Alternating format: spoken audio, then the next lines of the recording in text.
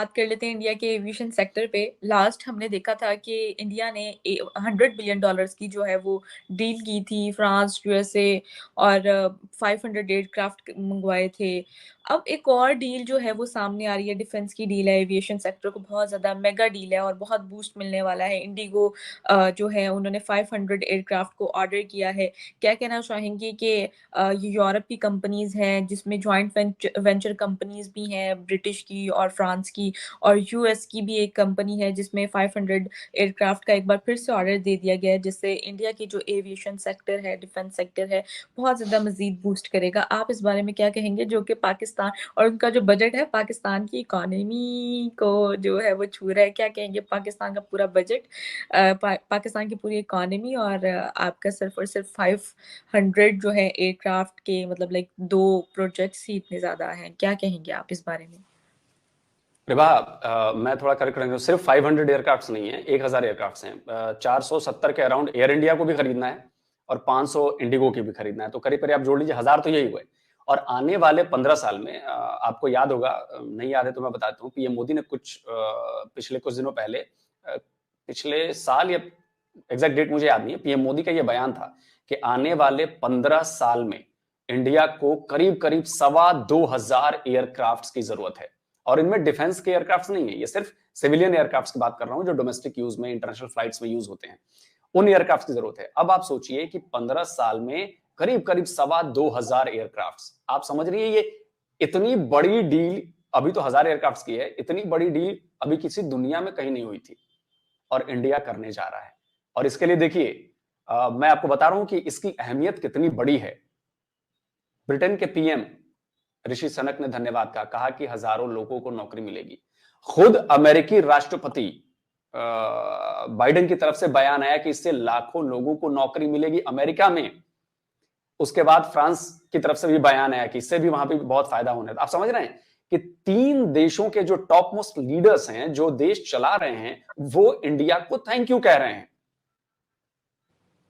और इंडिया ने क्या किया? इंडिया ने कहा है कि जी हम खुद भी करेंगे, मेड इन इंडिया होगा, चीजें वहां से भी आएंगी, फ्रांस भी कुछ बनाएगा, कुछ उधर से आएंगी।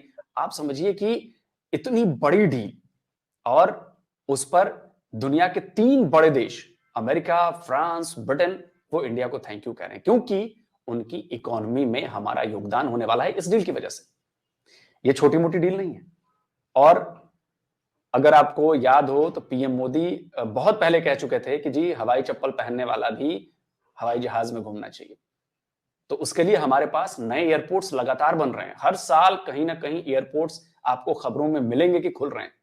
और इसका फायदा एविएशन सेक्टर को इतना जबरदस्त होने वाला है कि आने वाले आप 5 से 7 साल में देखिएगा कि इसका असर हमारी इकोनॉमी पर कितना पड़ेगा।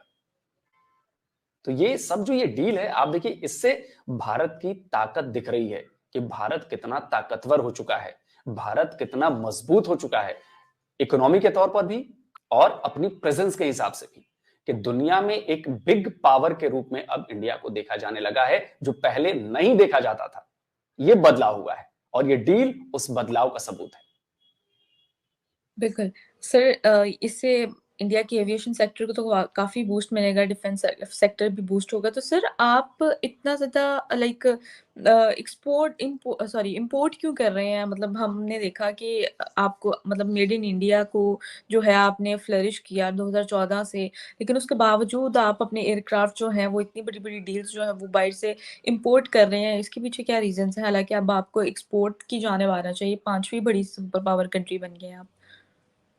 देखिए, ताली एक हाथ से नहीं बजती है, ताली बजाने के लिए आपको दोनों हाथ लाने पड़ेंगे। तो ऐसा नहीं होता कि सिर्फ हम एक्सपोर्ट एक्सपोर्ट करके एक्सपोर्ट करेंगे तो भाई सामने वाला भी तो कुछ बना रहा है, तो हमें उसे इंपोर्ट भी तो करना होगा।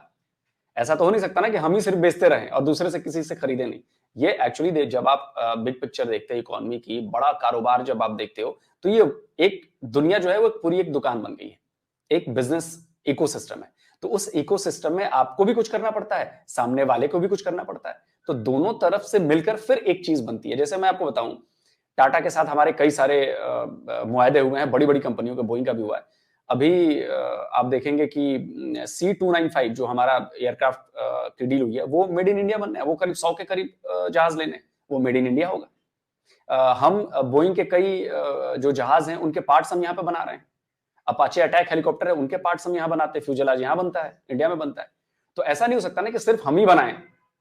आप समझ रही हैं भाई, जो कंपनी जहां की है उनको भी तो अपने लोगों को रोजगार देना है, हमें भी देना है। तो एक ये इंपोर्ट एक्सपोर्ट का बिजनेस इसे ही तो कहते हैं कि हम भी कुछ एक्सपोर्ट करते हैं, आप भी कुछ इंपोर्ट करते हो।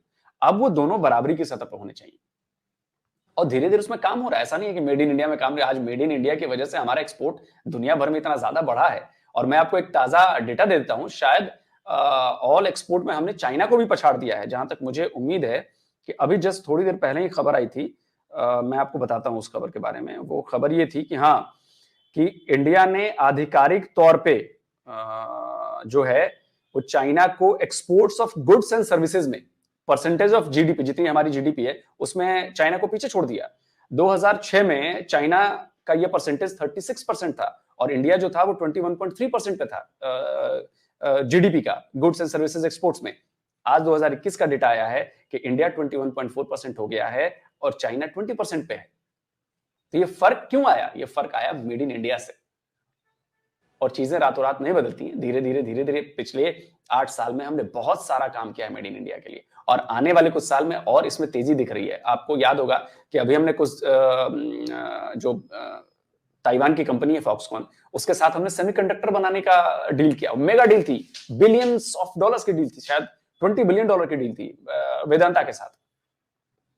आने वाले 5 साल में रिबाहा जो सेमीकंडक्टर का सेक्टर है वो इंडिया में $300 बिलियन का हो जाएगा।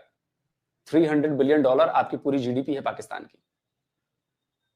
आप समझिए कि आने वाला वक्त जो है वो इंडिया का है। मैन्युफैक्चरिंग हम बढ़ा रहे हैं, मेड इन इंडिया बढ़ा रहे हैं, लेकिन हाँ ये भी है कि भाई आप दूसरों को भी तो देखना पड़ेगा ना। ताली दोनों हाथ से बजती है, इसलिए दोनों की साझेदारी के साथ ही हम आगे बढ़ेंगे। हम भी आगे बढ़ेंगे, दुनिया को भी आगे बढ़ाएंगे। ये है मामला।